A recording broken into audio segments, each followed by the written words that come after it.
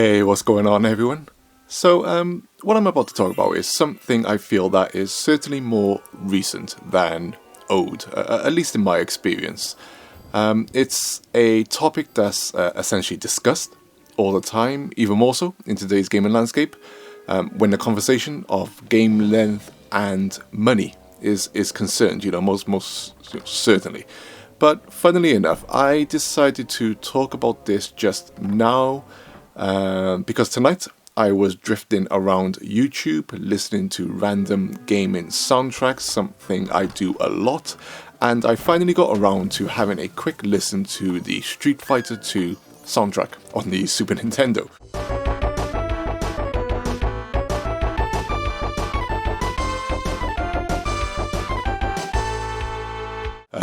Nostalgia, as always, overtook me, and I ended up listening to the whole soundtrack and I could tell you exactly which song belonged to which character and stage easily. But what really hit home was one of the first comments in the comments section of the soundtrack of the video that I was watching, which it went something like in quotations, we were the luckiest kids on earth. And, now being the old git that I am, I completely agreed, of course. To have grown up in the arcades with Street Fighter 2 is something that many modern gamers just can't understand. That overwhelming sense that something truly unique, original, and incredible is happening in front of your eyes, and it's changing your life without you even knowing it. Street Fighter 2 in the arcades was nothing short of Crom tier, absolutely culture-defining, world-changing, a pop phenomenon, a name that escapes video games and enters the wide world, affects art and culture, and ultimately changes people. And then it came to home consoles, with the Super Nintendo versions being, essentially the go-to versions of the games for most people. And the funny thing was, these games were the same price, if not more, than full retail prices of games today, and they had, arguably vastly less content. Now, without getting into the debate about times being, different back then, in regards to games being more arcade in nature due to their roots, the difference, at least for me back then, when I bought a game, I, for the most part, played that game multiple times, and through the amount of hours I pumped into it, that full retail price over months faded away into the realms of just this game was great, and I have no regrets paying the price I did for it, even though the single playthrough experience was relatively short, which was a massive thing back then. And this mindset for me carried all the way through to the Wii, the PlayStation 3, and the 360 era, where unfortunately my time to play every single game that I wanted to was cut short as I became an adult with work and family responsibilities. But what didn't change in me completely was the desire to want to replay through a number of games, a number of times, most of my games to be in fact. But those experiences, whether short or long, were just too damn good, and I wanted them engraved into my gaming being. And I think in part this shows the difference between a great game and a good game. I see many people, refusing to pay full retail price for games that perhaps offer them a somewhat short experience in terms of game time, and this is, of course, because the market has, essentially grown immensely since, back in the day, or back in the more humble days of gaming, I like to say. And, every developer under the sun wants all your attention for as long as possible. Many times through created experiences that essentially evolve through updates and DLC, as well as massive worlds, that beg you to complete every quest marker on the map. Rewarding you with somewhat generic and uninspiring rewards, as if you were clever to have found these rewards. But there are those full retail price experiences, like the Resident Evil remakes, for example, which many people will shun at full price, as they know that the initial play playthrough is only a few hours, with this for them not being enough to warrant that full entry price, and where they'll patiently wait for the inevitable price drop.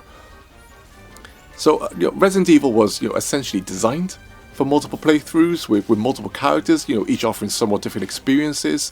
This is something I've certainly done back in the day when paying full price for the original Resident Evils, many of which I played on multiple consoles like the Sega Saturn, the PlayStation 1, the Nintendo 64, Sega Dreamcast, and even the Nintendo GameCube. I couldn't tell you, as an example, how many times I completed Resident Evil 4 on the GameCube, which essentially was the same game when playing again.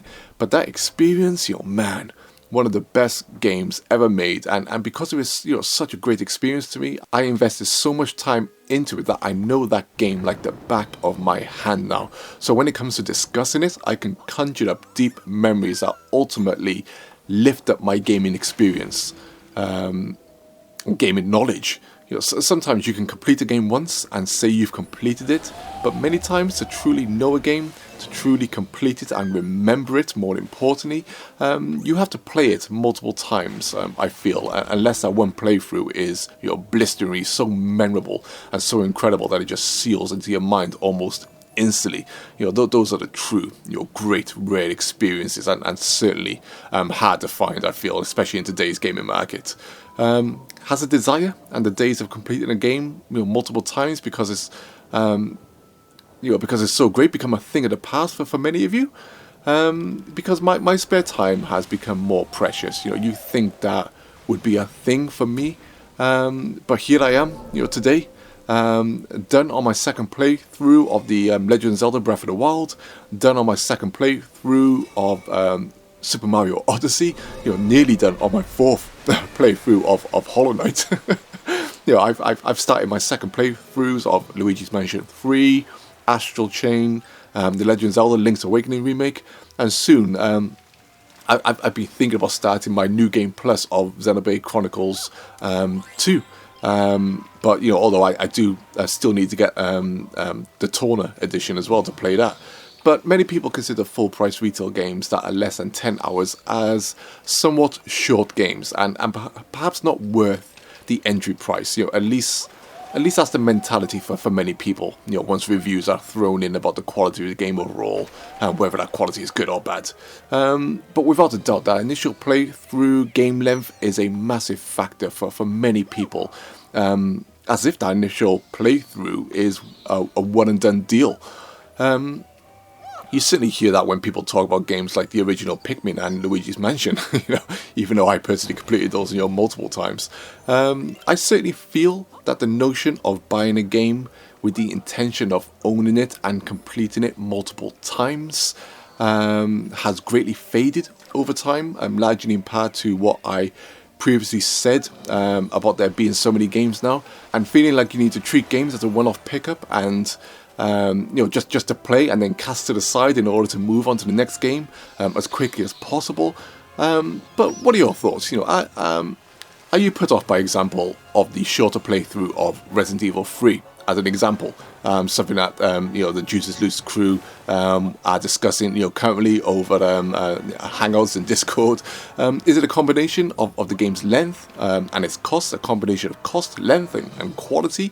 I've certainly spoken about finding value in games before on this channel, but this video is certainly more about the idea of completing a game multiple times to further enhance that value, as well as to even get more intimate with that game, and also going into the mindset that when you buy that game, you are buying it to own that game and to not just enjoy one playthrough, but to hopefully enjoy multiple playthroughs.